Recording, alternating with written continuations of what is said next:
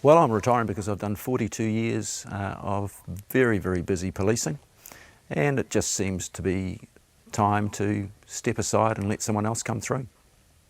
Rod, if you've done 42 years of very, very busy policing, I'm looking at you and thinking you must have started when you were about 13. Did you go straight out of school into police college, did you? Yes, I did. I was 17, straight out of Rongotai College and as a cadet at Trentham, which is where the police college was in those days. And what did you dream of doing? What was it you wanted to do as a youngster when you joined the police?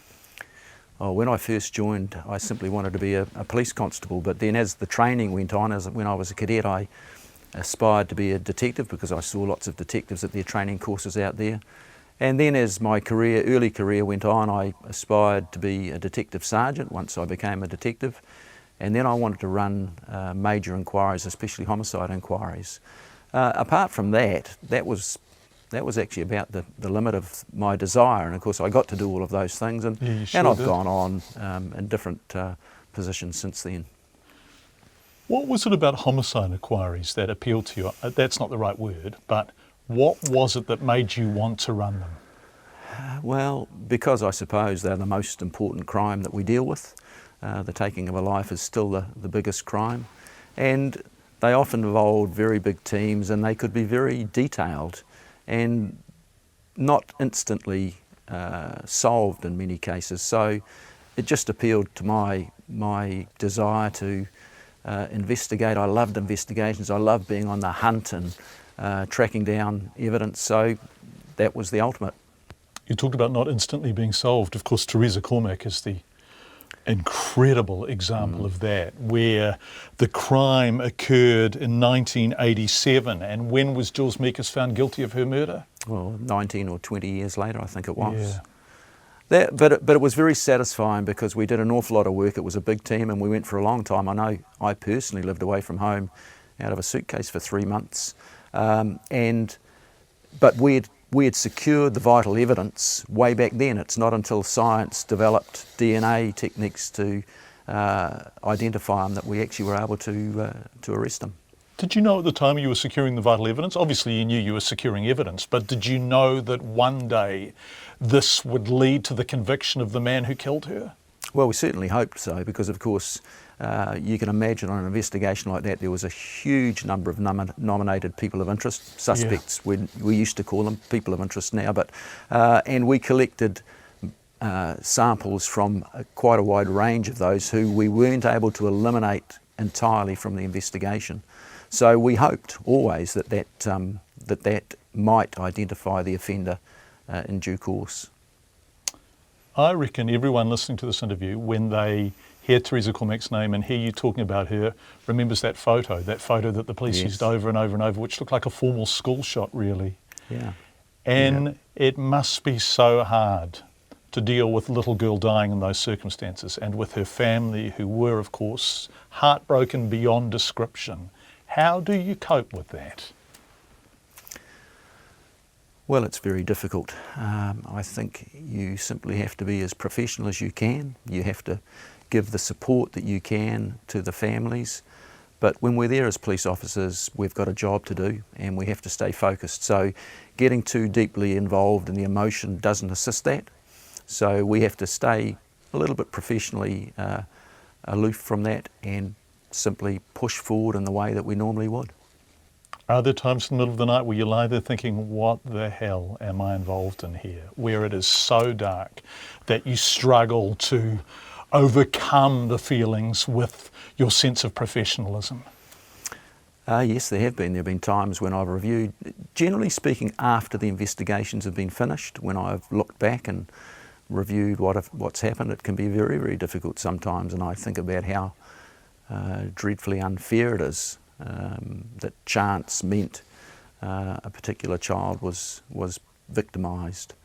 But again, during the investigations, you simply have to stay a little bit professionally distant so that you can do the job that you're there to do.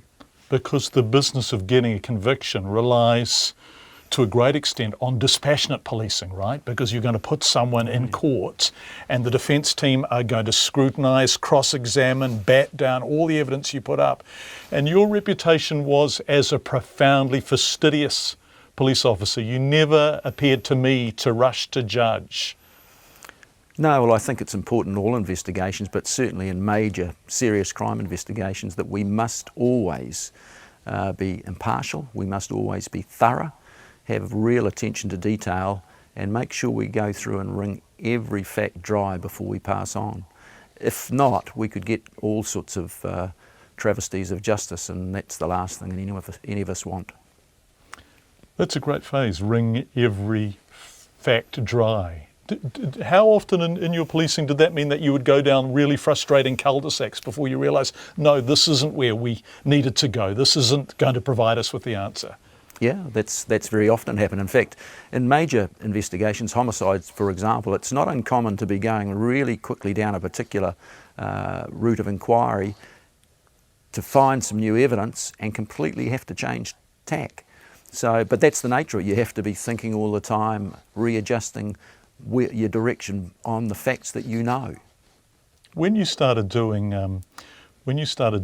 Theresa, for example, there was no internet, there were no live crosses, there were no reporters who were able to live stream from the scene back to, their organisations go live to air. Does the scrutiny make it tougher? Does it put pressure on you now for answers faster? I think there is pressure like that, but I've always thought that there's a good relationship between the media and police, generally speaking, because we need each other in some ways. We're important to the news, but the news is very important to us in getting messages out during a major investigation. So, the pressure's on sometimes. It can actually detract from the time you've got available for the investigation, but it's investigatively very important for us to be in with the media to talk to the public. If we look at the names with which you're most associated, and certainly the names with which most of us as journalists have bumped into you, it's Theresa Cormack, it's Lily Bing, it's Coral Burrows. Terrible, terrible crimes against children. Is this a darkness in us that we have to confront?